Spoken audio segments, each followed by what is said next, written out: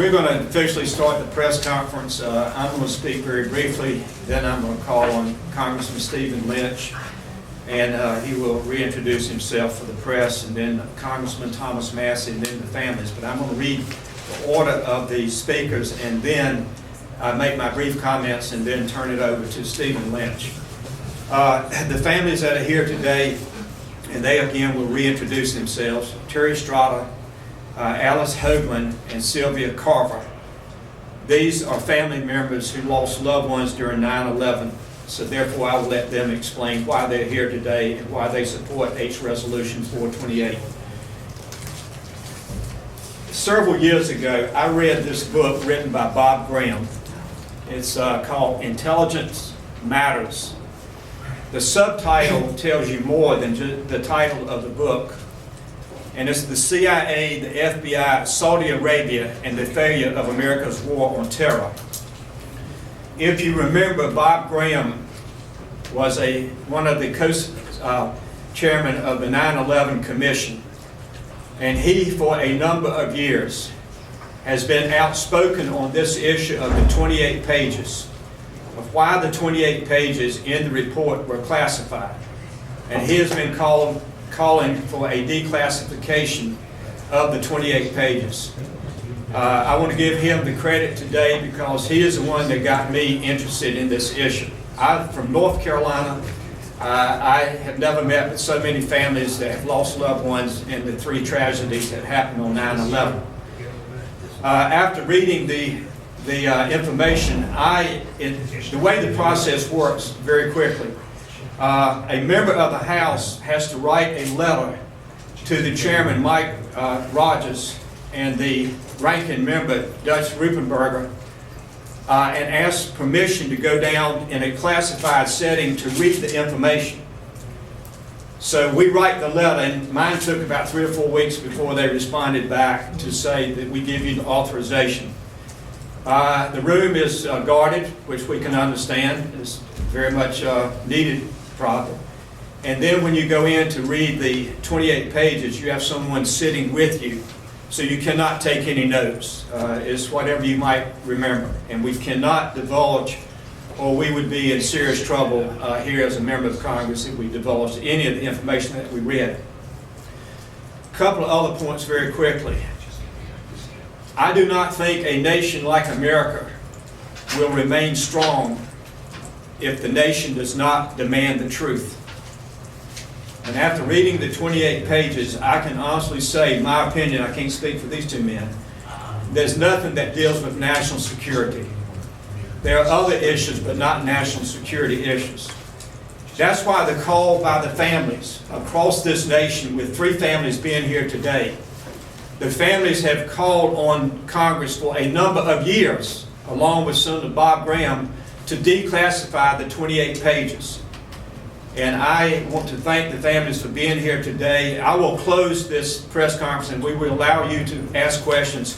But with that, I'm going to ask Stephen Lynch from Massachusetts if he will speak, and then Thomas Massie from Kentucky will follow him, and then the families will come up. So thank you for being here today. And Stephen Lynch is a co-sponsor of this legislation.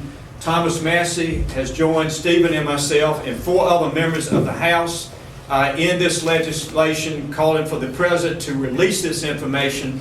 And so therefore we need for you to put pressure on your representative back home to join in this effort for the truth. Stephen Lynch. Okay. Thank you, Walter. Thank you, my friend. First of all, I want to thank the families for being here. As much as we might encourage members to go and read the classified information and to join us, really the power of the families, and I have a lot of families in my district and from Massachusetts that lost loved ones on those flights coming out of Boston. And so I just want to thank you for turning your loss and your grief into a positive step for all of our country. And I think it's very important to have your support. We appreciate it. I want to thank you all for being here. Today we're here to bring attention to House Resolution 428, which Congressman Jones and I have jointly introduced, and which Congressman Massie has co-sponsored. In December, we initially introduced this bill, and this important resolution calls for the declassification of the 28-page section of the Joint Congressional Inquiry into intelligence activities before and after the terrorist attacks of September of 2001. It is important to remember that these were not simply sections that were redacted, which is quite common in these type of intelligence reports. This 28 pages was excised.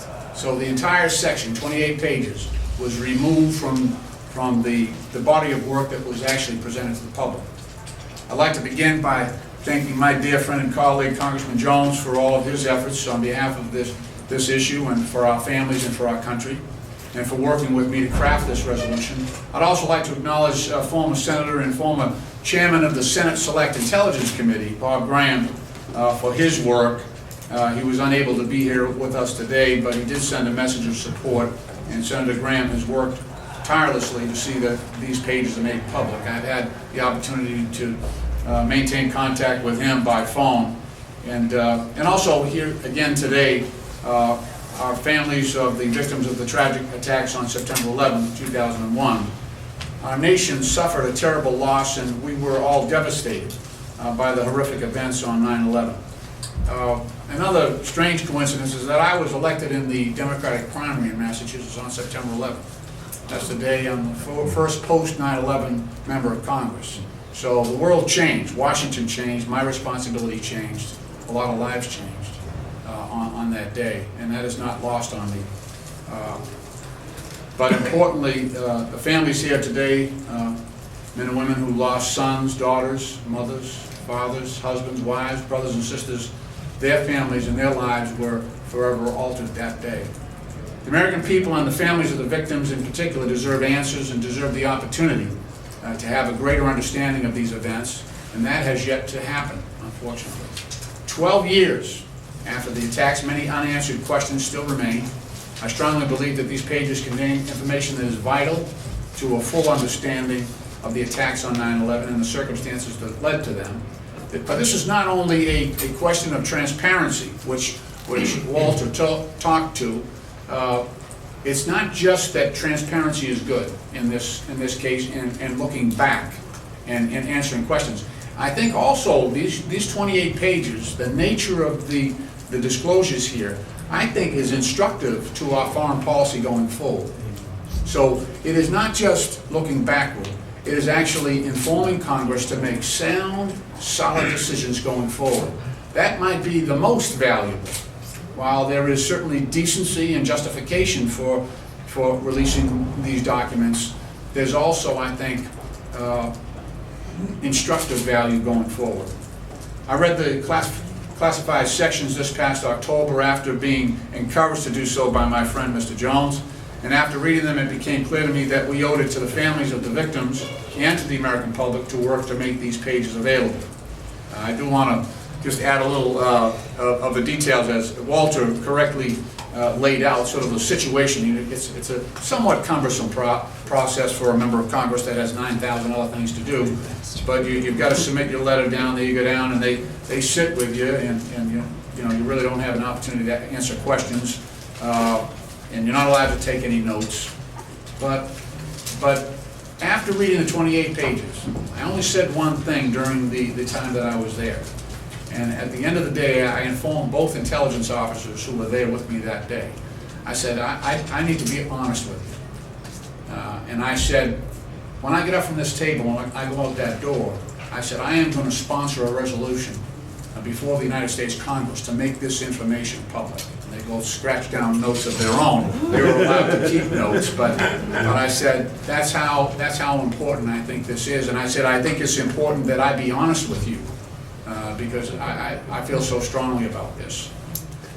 I'm pleased to be working with my colleagues from North Carolina, Congressman Walter Jones and Mr. Massie from Kentucky. I think Mr. Grimm from New York is on board. I know that, I'm trying to think, Congressman from California, Alcee Hastings from Florida, Congressman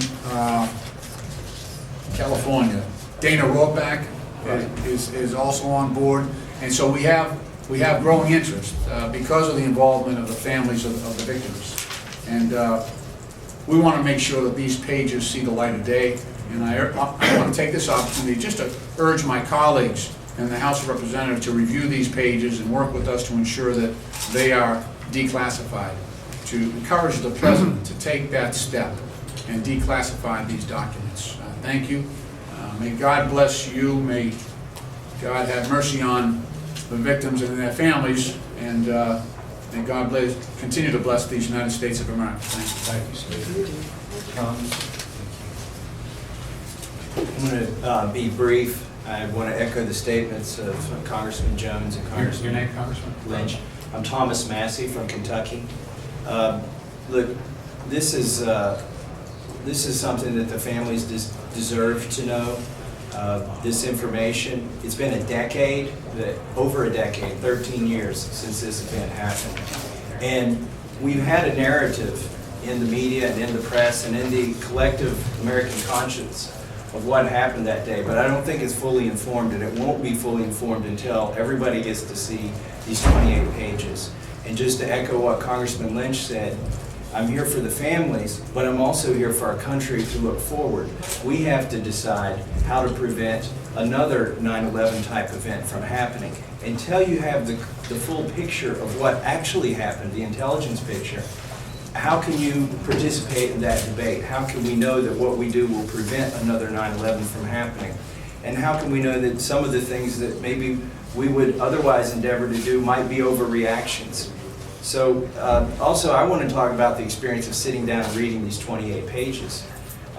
It's in a room where it's soundproof and you're escorted in there and you're escorted out and there are no notes.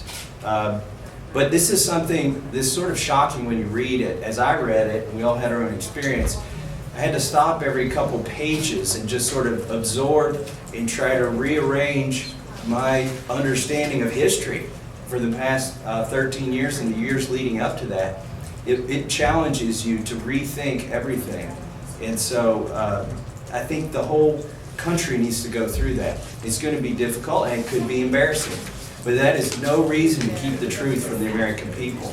I want to finish with two challenges. I want to challenge all the congressmen who have not read these 28 pages, who have the ability to go read these 28 pages, to do it for your constituents. There are 435 districts in this country. Every congressman needs to see these 28 pages. Then I challenge them to co-sponsor Congressman Jones and Congressman Lynch's bill like I have. And finally, the final challenge I want to issue is to those who would keep these pages secret.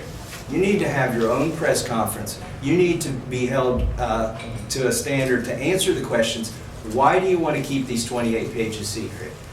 In my estimation, as shocking as the 28 pages are, and as much as they sort of rearrange my understanding of what happened, I don't think it would hurt our national security to release this, and it would give families the answers they deserve as well. Thank you very much.